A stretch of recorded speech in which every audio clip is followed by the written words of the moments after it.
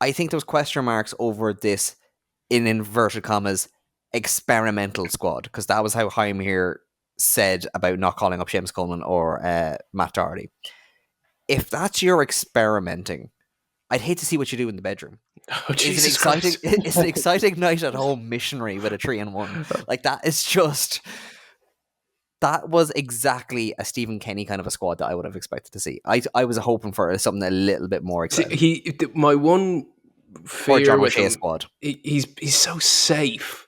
Like he's John O'Shea. Yeah, like you said, he kind of picked his baits, picked who he knew, picked what he was used to. But like, and I'm not expecting Heimer to start going out and picking a starting 11 of everyone we've desired to play.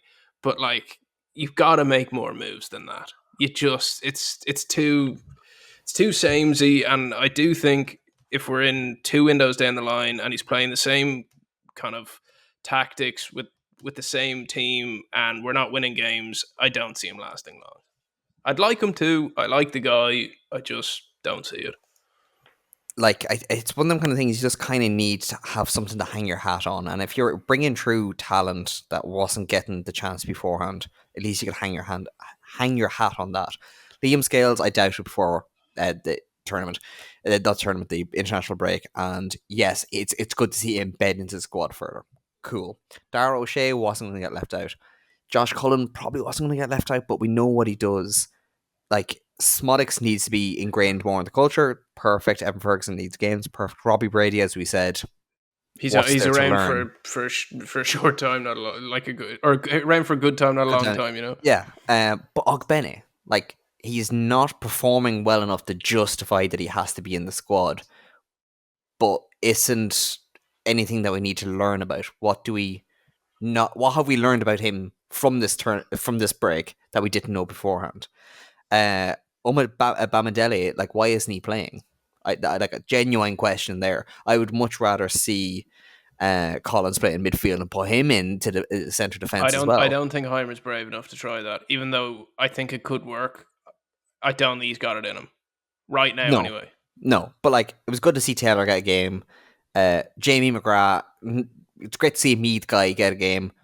But what have we learned? What did we need to find out about him? But this is the thing, and the common thread along all those players. Like, we're not finding out what we need to find out. We're not trialing enough. We're not, and like from what I've been seeing in the press, like Heimer does more meetings than he does training sessions. It's like these lads need time on the pitch together, kicking a ball. They do not need to be sat in a classroom discussing it. They have done that. They have been around football their entire lives since the time they could walk. They need time together. But like, lads, what are we trying to learn? Like how to play together, how to cohesively work as a unit and win.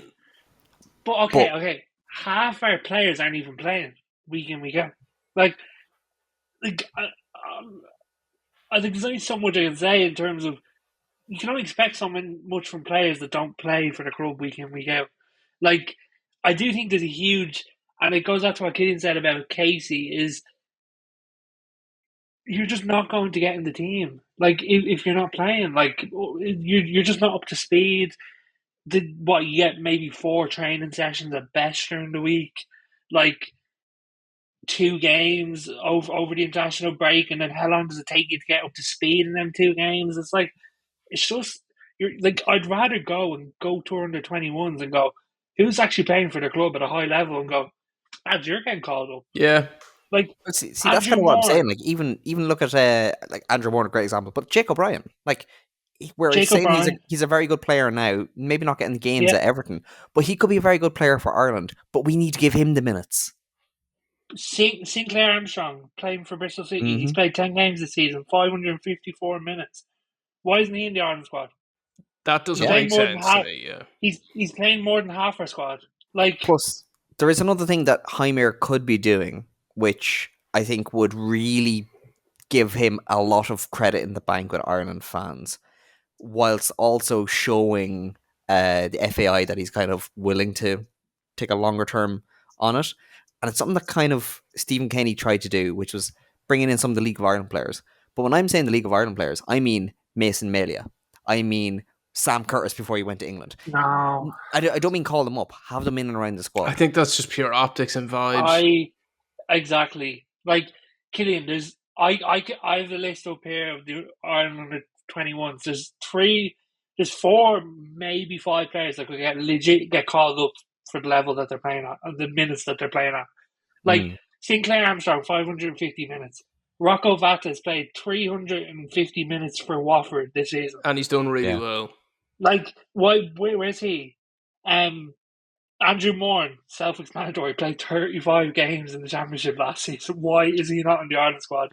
Doesn't make sense. He's the one that really baffles, yeah. Because like he is another kind of Smodix in the fact that he can play so many positions in midfield. Yeah. and Manku at Millwall, he's played 250 minutes this season. It's 250 minutes more than 6 players in our squad. Like when you say it like that, and when you run through those names, it just goes back to what we're saying and the fact that Heimir is just so bloody safe. Like, is it I'm not Heimir asking for or them is all it the to be. staff? I'm not asking for them all to be called up, but like, give us 1 or 2. Well, at least give us more and come on, like. Like, I don't understand. Like, I think it's an FAI thing. I think that they've selfishly gone, we have a chance to make it to the Euros and do the 21, so we're not pulling anyone up. That's my personal opinion. See, I wouldn't mind that if they were honest about it. I do mind that. I do mind that. I don't. Like, it'd be great if we can have a chance at that. Will you be going to the Euros under 21s? Like, cheer them on. He bloody would know. I don't mean that in a nasty way, but like, come on, we're here to nap on tour. We're here to try and push forward our senior team. Like, these are players we need now. Like legit. I know what you mean, but like, if they were being honest about the under 21s and kind of going, we want them to get to there. To the Euro 21 Championship, so there will be players going and playing for them instead of coming to the Ireland squad. But we're doing that to give the Ireland squad the best chance by giving these the best experiences they can. Let's not forget. Let's not forget Kenny got it in the neck though for doing this kind of thing, where Kenny plucked a player from the 21s to put in the top team. 21s lost, and it got blamed on that kid. I can't remember who it was, but I'm not Kenny's biggest fan by any margins. But he got the bullet for that. And I think that happens if we start plucking those 21s. Was that not players. Sinclair Armstrong? It might have been. No, it was Andrew Moore, was it? I can't remember who it was. It's all around the same time anyway. But yeah, you go tough shit. The under 21s are there to develop the senior team. Like, if the team, if I take a player out of a team and they're not good enough to then qualify for that, you're not good enough. Like the player was like. I don't know. Robbie Keane and Cole doing so well in that under-19s championship under Brian Kerr gave us a generation of winners. I would like to see that happen again. I do think that was a bit of a fluke of a team, though. I don't think we'll see a team that good again. Either way, but having that winning mentality in it, like, what would be better to have a slightly improved Ireland team for some Nations League games that'll come up, or to have an under-21 team going and having some tournament experience against some of the best young players, and potentially winning things or competing to win things. Like, if we're going for big picture here, we actually have to start thinking big picture, and that's a very easy way to start. No, the big picture is you put the players in to get up the coefficient ranks, or to get better results in the Nation Leagues to then have a better chance to get to a World Cup. Like, that's the end goal, isn't it? It is the end goal, but I think it's just there's different views on how we get there. Yeah. I would be very much.